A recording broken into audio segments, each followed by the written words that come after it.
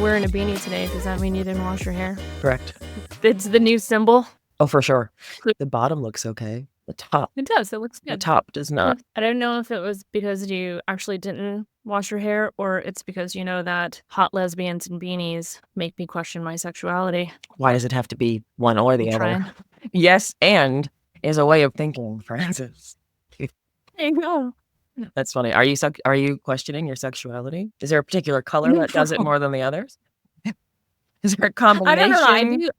I prefer the black one. Well, can't get them all. I don't need any more lesbian friends. I think you know the entire community. I can stay straight. It's cool. Well, yeah, but you're one of the so few in my inner circle. No straights in my inner circle. You're like the only one. And Questionable. Right? This is the thing. I don't know if you were like classically straight if we'd make it as far as we have. The glare on my glasses is bad, but if I don't wear them, I'll have a headache. Maybe from back here. I need a better chair. This fucking chair. My ass has hurt for the entire week. Aw. Like, you know my butt problem. Your Right? tail. You better cut this shit out. Tell the world about my tail. I have to remember what movie it was. I watched a movie one time and one of the characters had like a tail and when he got happy it would wiggle.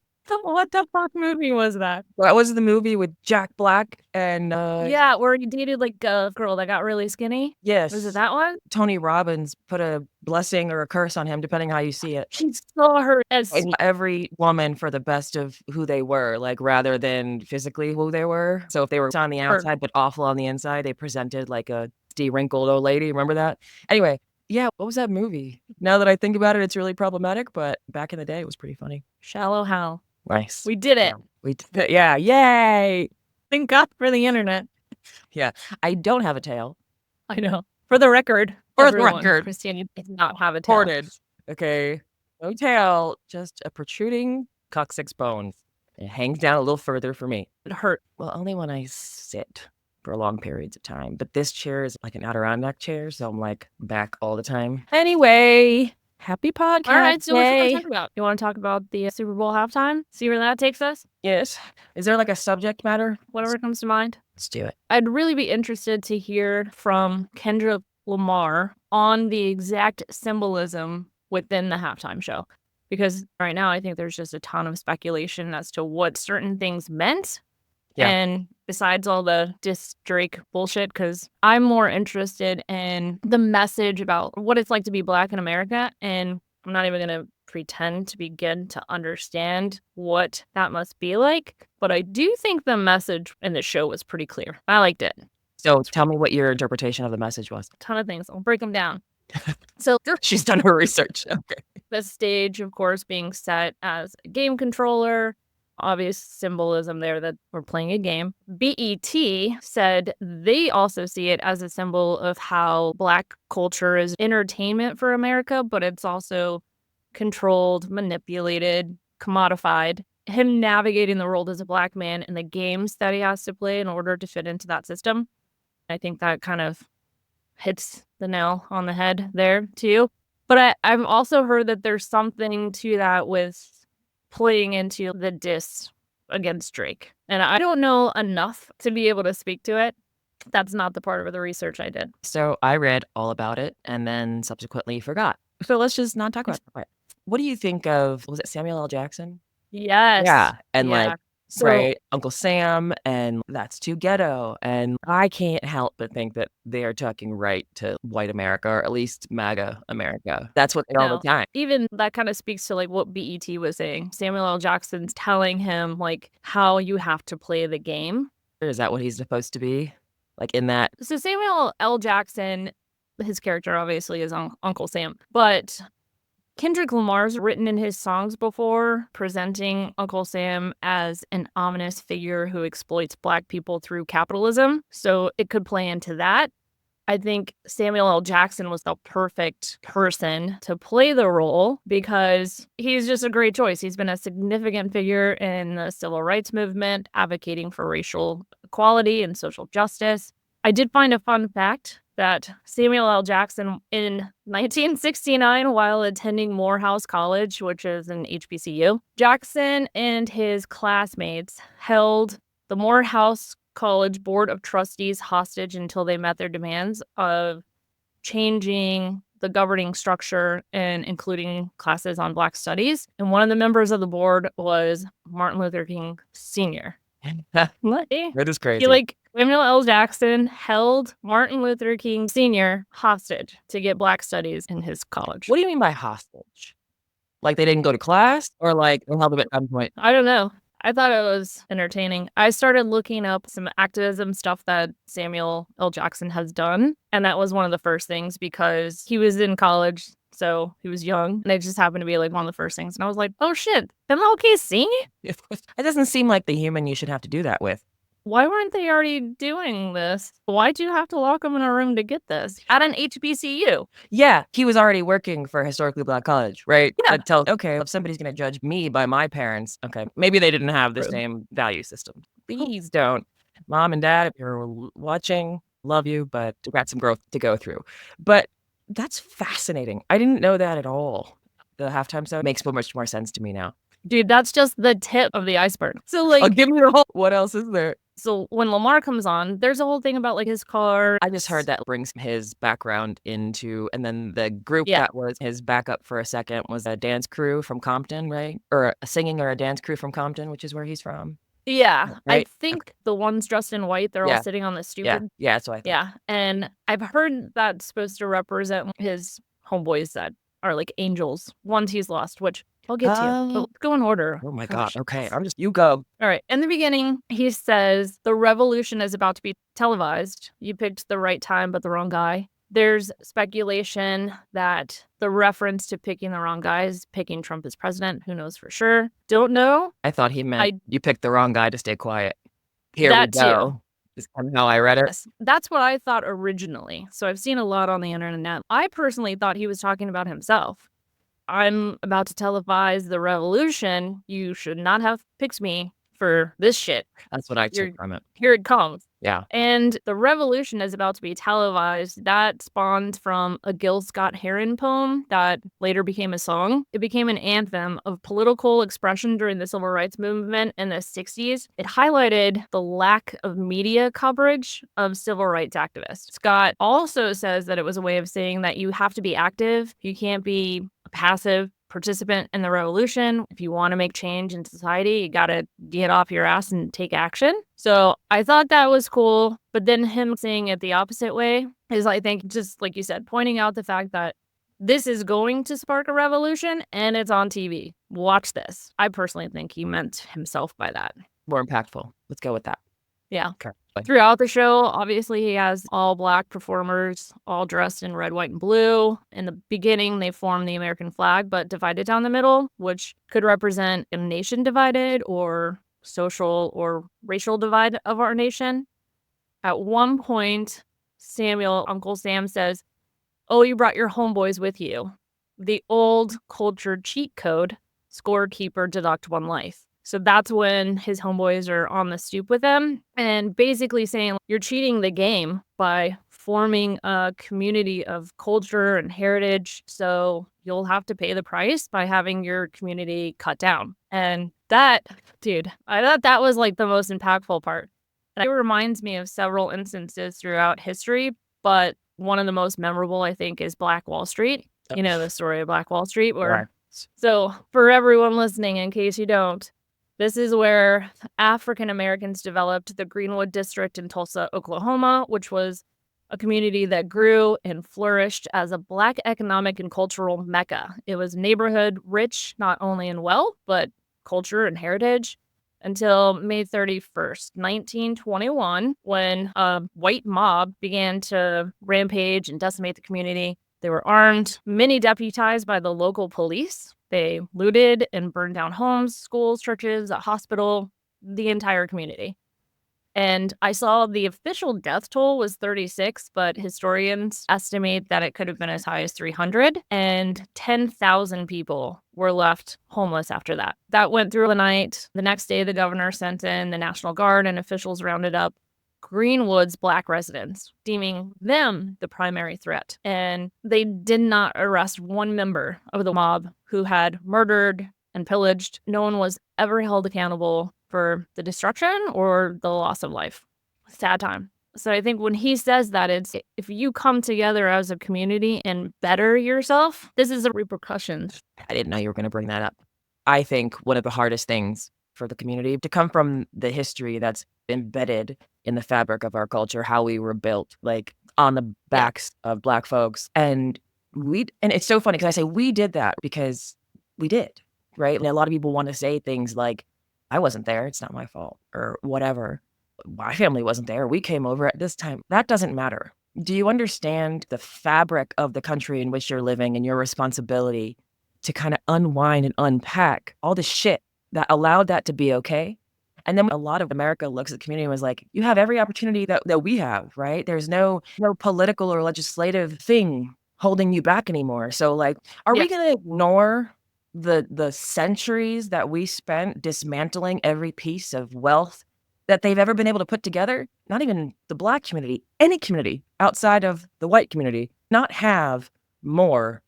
Again, we should have never had the whole pie in the first place. It is not oppression to allow people to have financial, economic, social independence. And we're talking about this in 2025, and it rings true from 1921.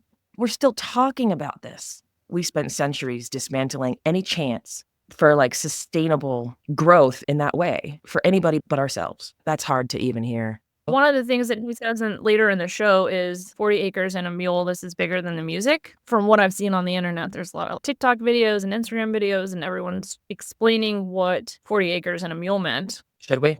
We can get into it. So in 1865, one of the last acts of the Civil War allocated 400,000 acres of land. It was actually called Special Field Order 15, but it became better known as 40 acres and a mule. This is where emancipated people had nothing and nowhere to go. So the government actually set aside abandoned rice fields that were confiscated from Confederates from Charleston, South Carolina, border of Georgia, through Jacksonville, Florida. It was known as Sherman's Reserve at the time because it was General William Sherman that went and met with reverends in South Carolina that had formed a bit of a committee. And he asked them, what do you guys want? And they said, we want land and education, which was smart. And so they did. The land was set apart for a settlement of those now made free by the proclamation of Lincoln. Each was to receive a plot of land up to 40 acres. Some had already moved onto the land and started farming and creating their independence. But then in April of 1865, Lincoln was assassinated. His successor, Andrew Jackson, a Democrat, by the way. So let's look at that again in time. We were talking about on the last Nerdcast I did. I started talking about this shift in political parties and how people don't believe that this is a thing. Let them know. Truthfully, dude, that entire thing, my dad loves that. Oh, Abraham Lincoln's a Republican. Okay, you did a Nerdcast. Go watch the Nerdcast. That's bullshit. And my point on that was, if you don't believe it's true, great. But go do your research. Look at who was in what party and what their policies and beliefs and principles were. And then you decide which party they align with today. And you'll see that, like, Andrew Jackson, a Democrat at the time, did not align with the Democratic Party of today. So anyway, he rescinded the order. Okay, we're here. We're going to do it. Okay, it is just logic. It's logic. Civil War, Union versus the Confederacy. Confederacy was the South. The Union was the North. Our federal government at the time, represented by Abraham Lincoln, was the Union. And they were fighting the Confederacy in the South. Now, if we looked at our political landscape today, would we say that the red or Republicans is the South or generally the North? What would you say? Republicans are South, Democrats are North. Do we think that there was a massive migration of people that we just switched? No, politics grew and bloomed and remained that the South and now the Republicans remain the more conservative, right-winged part of our political system, and the North, the Union at the time, are more blue. That hasn't changed. Please stop using just Republican and Democrat and not understanding anything about the evolution of politics over time. Sorry, that was my rant. Okay, my Nerdcast is done. Continue. I got into it a bit because I was talking about FDR and how he came in and was trying to get us through the Great Depression and how that kind of created the shift. The Democrats started focusing a lot more on civil rights at that time, and that kind of created the shift. But Yeah. So for anyone out there, seriously, if you don't believe it, There's a nerdcast out there. She did yeah. it. She did it for you. Go watch her nerdcast. So some had already moved onto the land, started farming, creating their own independence, and then Andrew Jackson rescinded the order. And not rescinding the order, like this could have altered the entire dynamic of economic inequality by race in the US. At the time, the only thing that really mattered was having land ownership, something that provided economic independence, something that could generate wealth, something to pass down to your children and theirs, and would likely have eliminated the racial wealth gap that we still see today. Well, home ownership has always been the primary indicator of wealth and generational wealth in this nation, right? That's always been the case. And if you want another golden nugget to take through time, look at how we've prevented home ownership in minority communities. Redlining. Yeah, of course. There have been systemic and institutionalized things in place to prevent wealth building in the communities, which is why that narrative that I'm talking about, ooh, and there's no legislative anything holding them back now. Those things are lifted. We just expect everybody to no. It's just hard for me that a lot of people are stuck in that, because if we could really just all be foundationally rooted in the truth of it, we could maybe look for a way forward. But we're going backward now, it feels. But Get your mind to, you know what had happened? here's a silhouette. Yeah. I feel like we were headed there. Anyway. Okay, so in 1865, they were free, but like in name, basically. They didn't have anything. They had nowhere to go. They had no education. They had extremely limited access to land ownership or skilled labor jobs. So most primarily became sharecroppers, working on the same plantations they were enslaved on, but now receiving a portion of the crops they grew as payment. I mean, all it really did was lead to the continued economic dependence on their former owners. You have a group of people who have been stripped from their land, put somewhere else that they're not familiar. They had to learn our language on their own without any sort of education. They weren't allowed to learn how to read or do anything to give them a skill, like you said, that could give them a place. Even when we're looking at the civil rights in the 60s, that was 60 years ago. That's not a long time. The redlining added to it, like you said. We allowed them to go to war for us, but right before their time's up, they'd get dishonorably discharged so that they can't take part in the GI Bill, so they can't go to school for free. Housing subsidies that allowed for post-World War II booming growth for the white communities. Yep. Yeah, they were excluded even though they fought. Oh, gosh. Let's see. What else? Get back to the Are we done halftime with show. that? No, it's fine. You said something I wanted to comment on, like another example of systemic oppression made by government, and then we wonder why they don't feel represented by our flag or by our government, but still, I'm saying again now, I feel like we went through, maybe since 2008, maybe a little bit earlier, that we have been going through a time of progress. We are moving toward understanding these things. We are moving toward, I guess, a greater understanding of people outside of ourselves. And it's like the guillotine on that movement. Bam. And now we're seeing, I don't know, Tuskegee trying to be taken out of history books, not going to be celebrated anymore. You cannot minimize the contribution of Black folks in warfare. What's the point of that? I don't understand how we look at an entire community who was systematically oppressed for so long and then still somehow try to place it on them.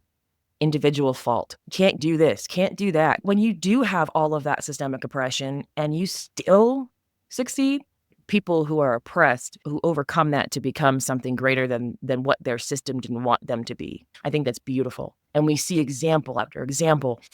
And we just can't handle it because I'll say it out loud. Yeah, I'm saying it here. We are weaker because we've never had that kind of oppression to have to overcome. We just have systemic supports that keep us in our places. The strongest humans I have ever met, truthfully. They've had to fight for themselves this whole time. And then white people are like, well, no, we want to listen. You don't want to help us? Sorry. I don't understand how, truthfully, they're not rioting in the streets with what's going on right now. We are trying to systemically oppress them in very obvious ways.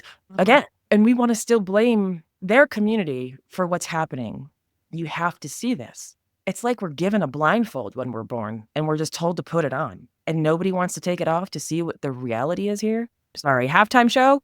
Okay, halftime show. When I was doing the research on the revolution will not be televised quote, and where that came from, and Gil Scott-Heron. I was watching an interview with him, and he said Black Americans are the real diehard Americans because they've had to fight to be American every step of the way. They've carried the process through the process, and some of us get to skip steps. This country was built on their backs. They marched, they protested, they fought every step of the way to be American and an equal part of this country, and they're still fighting. Strongest humans I've ever met. And so here's the thing. This kind of rings like Colin Kaepernick to me. So we're talking about the NFL, right? And I know everybody remembers Colin Kaepernick. He kneeled during the national anthem with the symbol being, we are not actually represented by this flag. Taking part in something like this, I'm going to silently and respectfully protest by kneeling. For me, as a white American, okay, left-leaning, but still a white American, I saw that as the perfect example of patriotism. Because what we are told as white Americans is you have the right to protest. You have the right to question government. You have the right to ask whether or not you're being represented. That is the entirety of democracy. It's literally how our country was founded. Correct. You have the right to free speech. You have the right to protest. How has patriotism been stolen by the right and told to us that it just means you don't speak against your country ever? As a matter of fact, that's so un-American. No, that's the opposite. We were told that the reason we live here and the reason we have the protections we have are to protect us from government. But because Colin Kaepernick does it, because his skin is black, and because he does it on a national stage, and it embarrasses white America, he doesn't have that right, and it's unpatriotic. We have changed the idea of patriotism to be that we can't be critical. And if we're critical, then we hate our country. No, I hate what's happening to our country. I hate the choices our country has made. I hate that we have a history, full of blood and gore and oppression and all the things, and who that affected, and rectify it.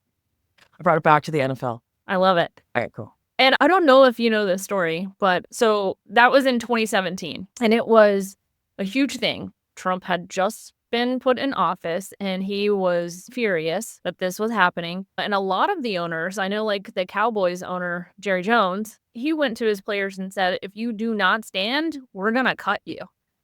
And the Eagles never did that. Then they ended up winning the Super Bowl that year. First time in franchise history they ever won a Super Bowl. Go Boys. But every year, the Super Bowl winners are invited to the White House. There were a lot of players on the Eagles that kind of in their own way protested that and said, I'm not going to the White House.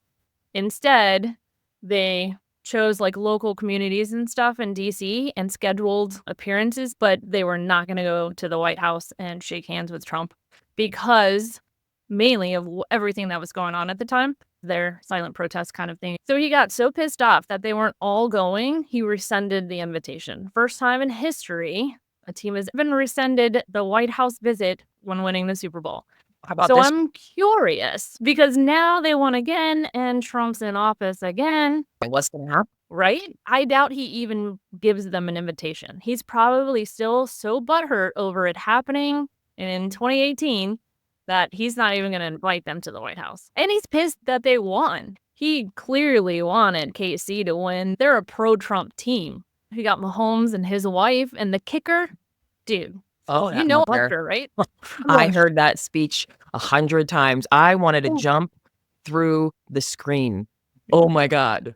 Should we talk about it in case people don't know what we're talking about? Sure. Yeah, go ahead. Tell me what I do. He was doing a commencement speech. That's what it's called, right? Yes. Commencement speech at a college, some university. I don't remember which one it was. Graduation ceremony or whatever. But in this speech, he's talking to a lot of women that literally just went through school to get their degree, to be in the workforce, educated in whatever it is they want to do.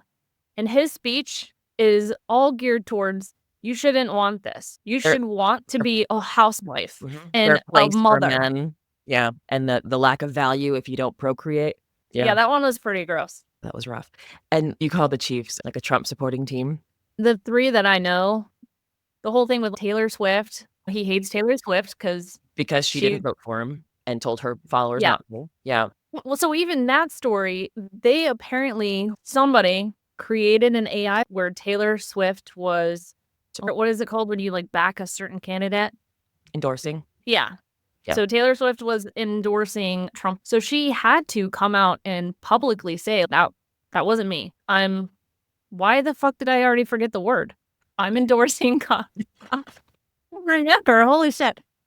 I'm endorsing Kamala Harris, and that whole thing came out. It's funny because people were like, why do these entertainment people have to tell us who they're endorsing in politics? And I'm like, dude, she did that as a rebuttal to somebody creating some bullshit. Whether Of or not course. I'm the kind of entertainer that speaks out politically or not, I would have done the same thing too. Listen, I'm not a Taylor Swift fan. It's not my kind of music, right? Not no shade. I think that she seems cool. It's not my kind of music, but I do know that she has been a fierce advocate for young women, for the left on a lot of things. Like, it was a surprise to me that she was even that connected to any, because her and Mahomes' wife or whatever were friends.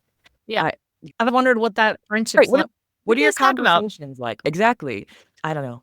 And so it made me, like, question her a little bit, but then when she came out, I was like, "Okay, whatever." So I don't know what Travis Kelce believes. He's been quiet about it.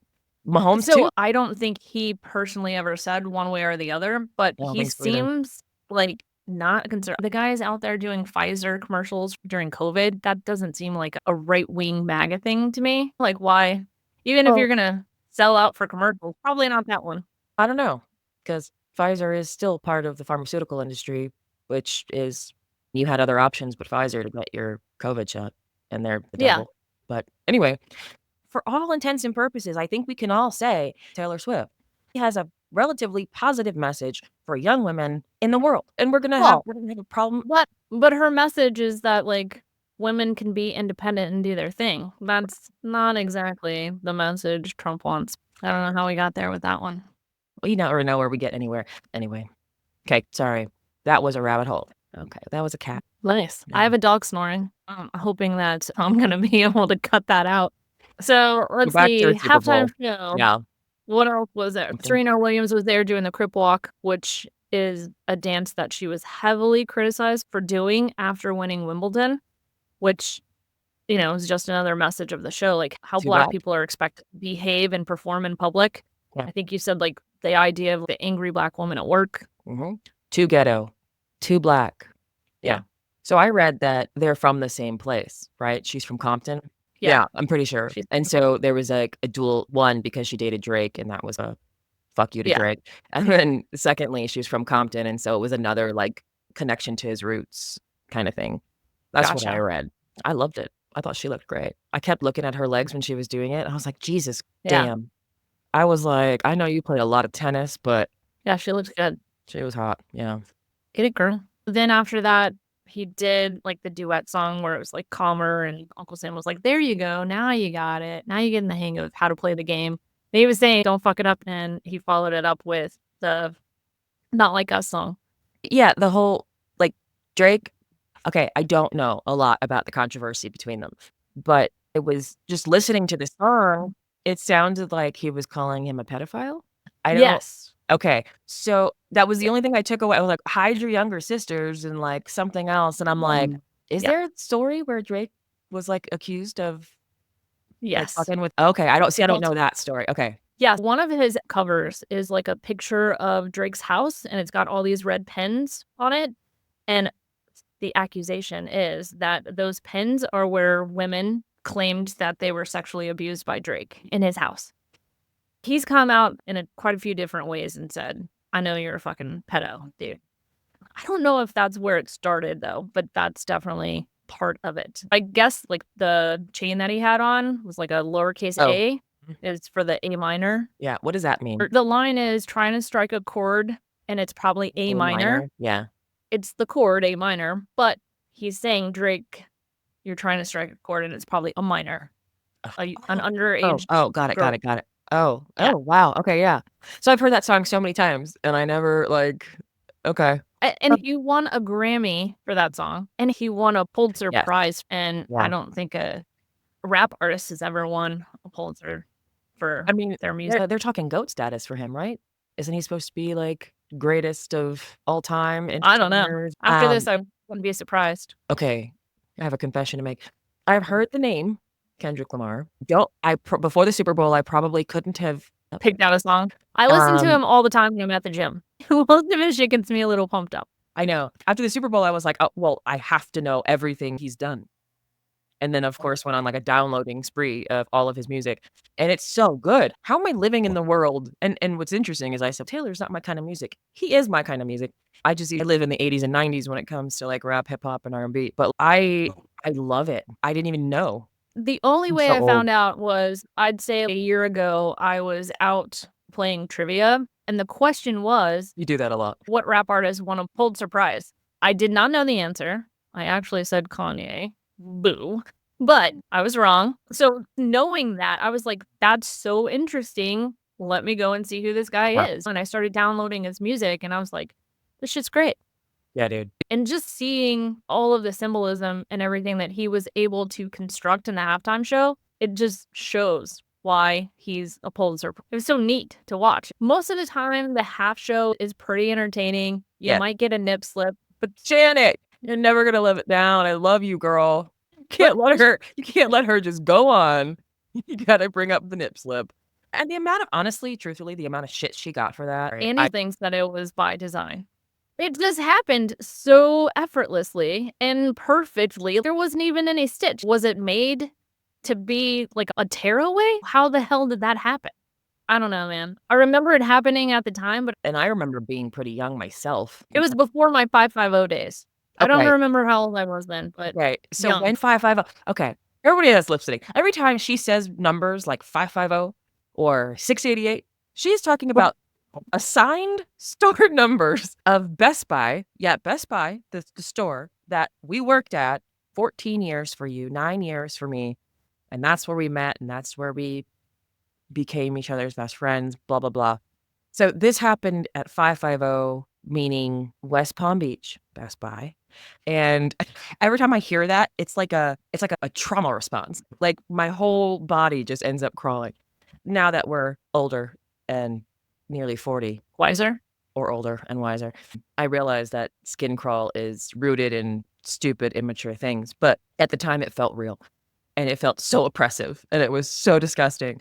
And we hated working there. So when she references that, she's always talking about a time. So I want you to like a time where she and I were like really young, early 20s, and just miserable in our job and smoking cigarettes and just bitching about management in the world from what we live in now. So when she mentions it, yeah, okay, it was a long time ago. So you said you're 43 now, and this was when you were 24. So it was before my 550 days.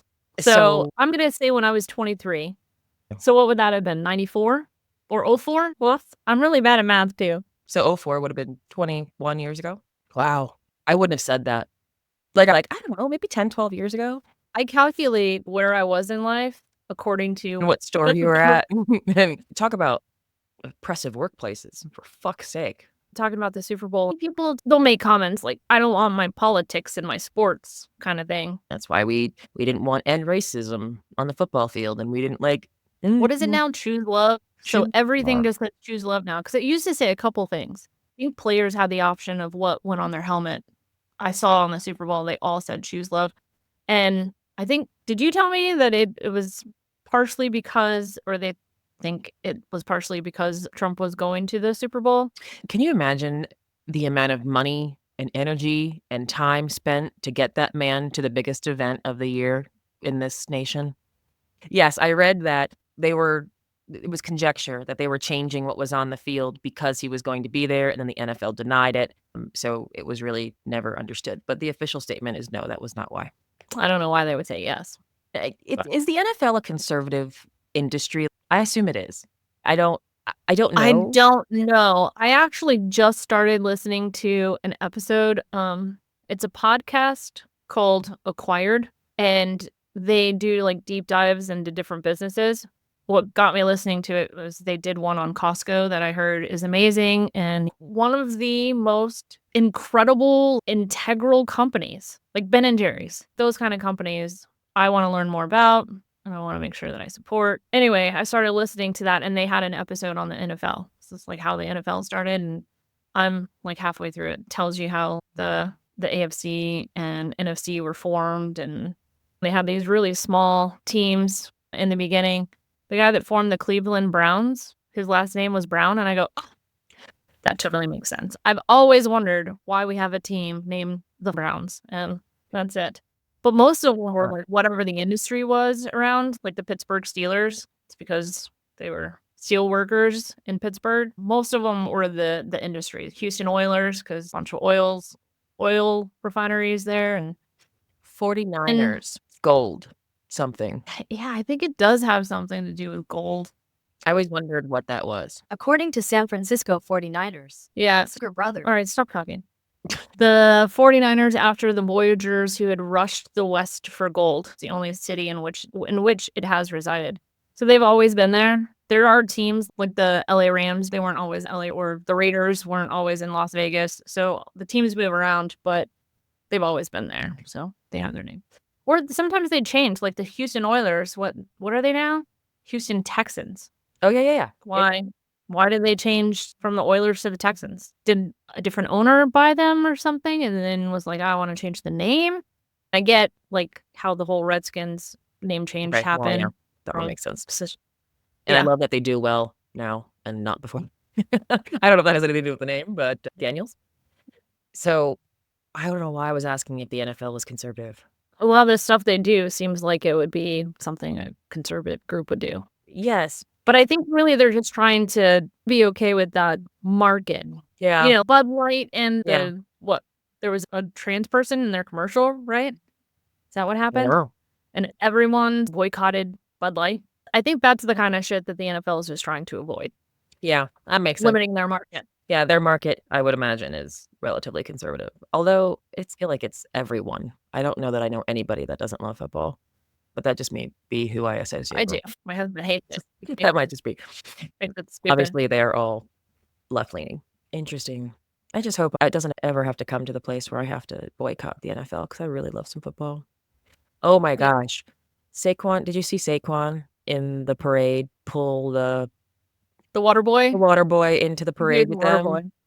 Yeah. I swear that. He's so, he's so love nice. that guy. He's just so sweet. Every interview he does, it's never about him. Right after, actually, the game was still going on. I think there was like 5 minutes left in the game or something. And he went over to Hurts, and Hurts had a huge smile. And he's, oh, Hurts smiles now. And he's joking around with them. I know, that guy never smiles. He's always stoic, but determined, focused is how I see it. But of course, yeah. I'd love to see him smile, though, too. He's gorgeous smile. Anywho, he went over and was joking around with them. And Hurts, he's always so great with the players. And he used the time to just thank him for everything that he's done. And of course, Saquon said it's us. And he was like, no, I know it's us, but you need to understand the contribution that you had. Yeah. So thank you. Look at what he did this year. Jesus. Yeah. Well, I'm mad about it. And we talked about this in the last one because I had him last year in my fantasy.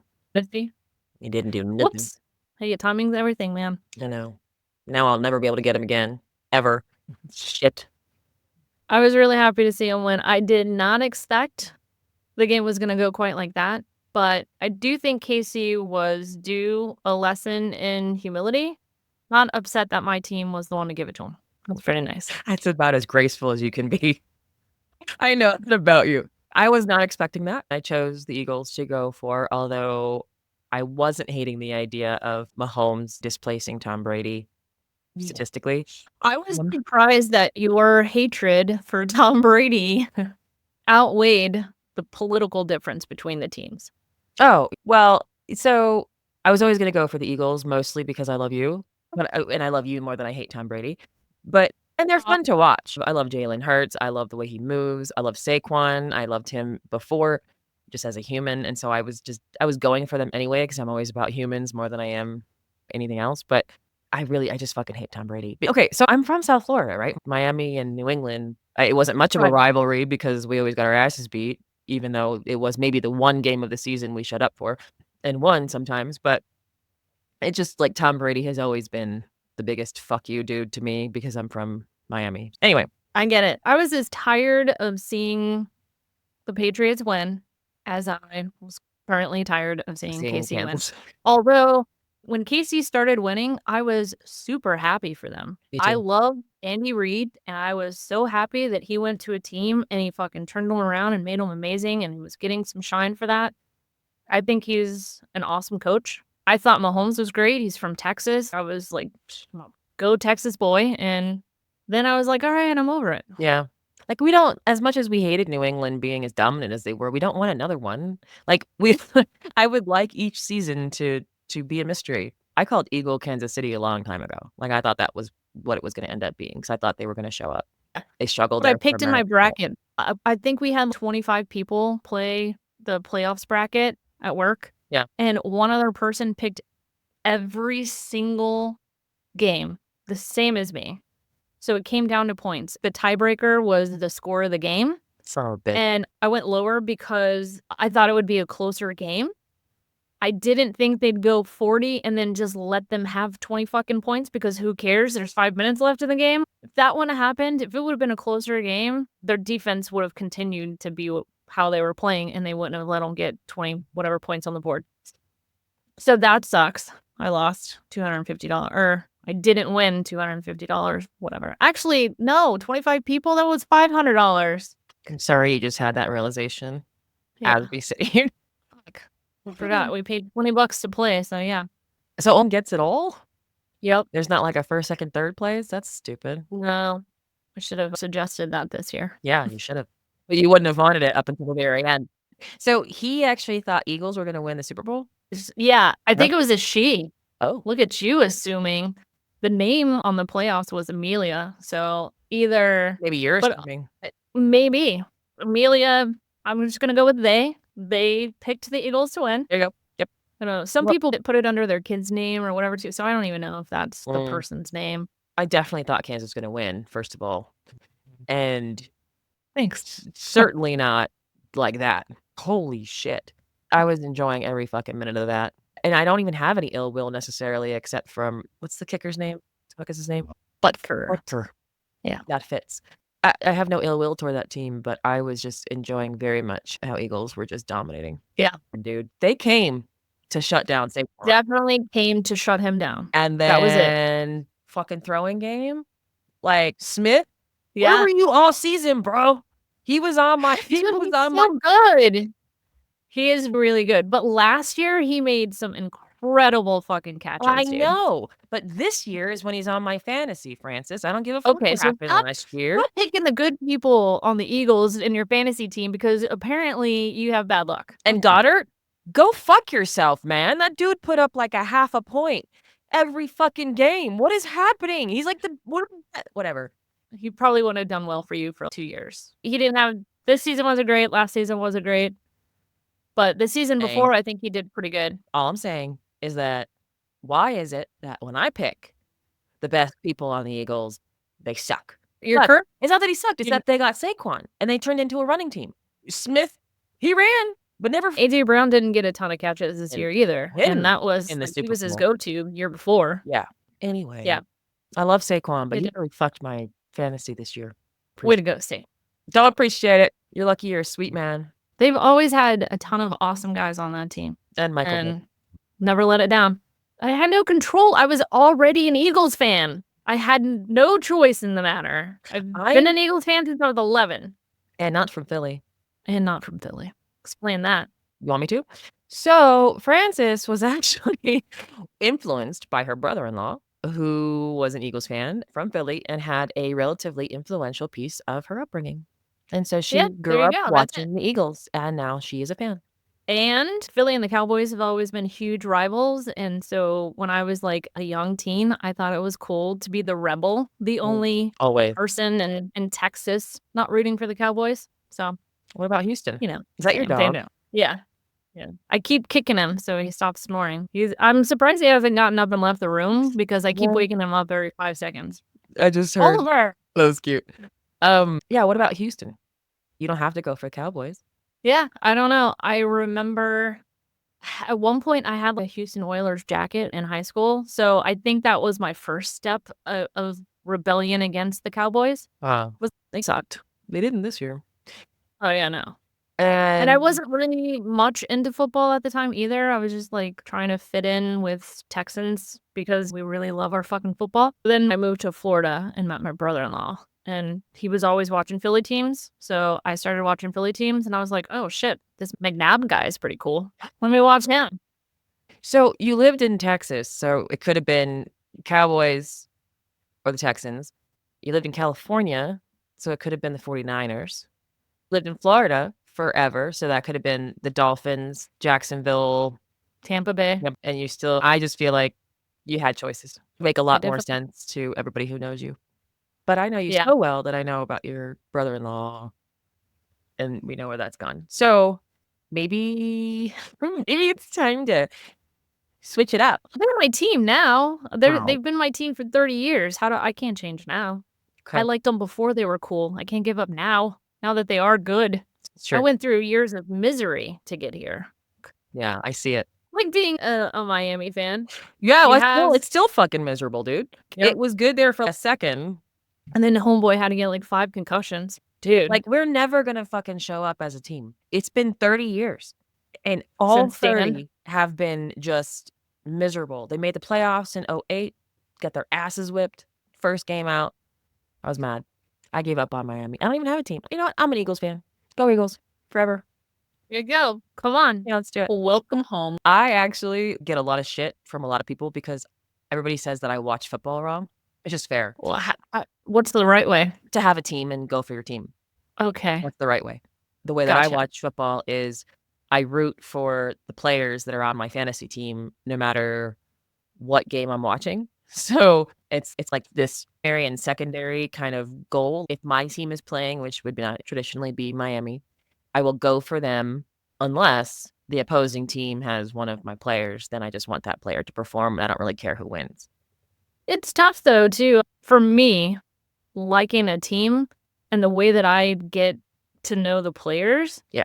If they move to another team, then I'm still a fan of the player. Yeah, that makes it hard. I like a lot of people on different teams because I liked them when they were on the Eagle. Eagles. And most of them, I liked them, like, what they do off the field. I don't know why, too. Like, the Eagles fans are fierce, dude.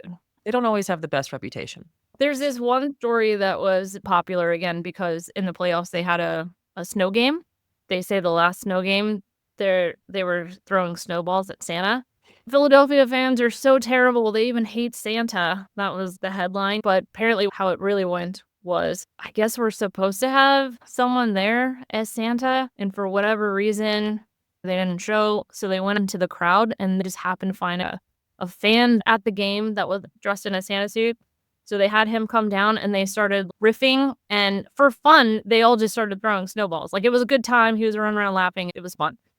But the narrative was Eagle fans are so shit. They hate Santa and throw snowballs at him. It's a fun team to watch. I enjoy watching the game, but I really never dug into like players and teams and dynamics until I played fantasy, which has only been the last few years. It is a fun team to know. I know now the background of Goddard and Smith and Saquon and Hurts. I would never have known that before, but because I had them on my fantasy teams, and it does make the game far more interesting. So for you to be as in depth with who they are, and I understand. I'm just poking fun, and Michael Vick probably wasn't your best. No. But No. Dallas Goddard, his name is Dallas because his parents are such big Cowboys fans. That if they named him Dallas and then he goes and he plays for their rival. I wonder how that went over. Wonder how that feels, yeah, for mom and dad. Yeah. Mom and Dad, I was drafted to the Eagles. You're not my son anymore. That's funny. All right. Any more content that we have? That we want to, this went into a total NFL rabbit hole, which I think fits. Well, do you have a positive note? Do I have a positive note? Yeah, end on a positive note. The Eagles won the Super Bowl. Eagles That's all I won got. the Super Bowl. Congratulations, Eagles fans and Francis. Positive note.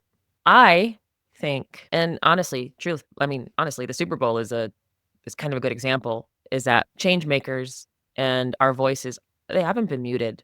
You can't mute us. We're not going to do that. Unless we get to a place that we are actually Nazi Germany, where you can start to shut us down because you don't like what we say, we're still going to be. And that is the beauty of the country in which we live.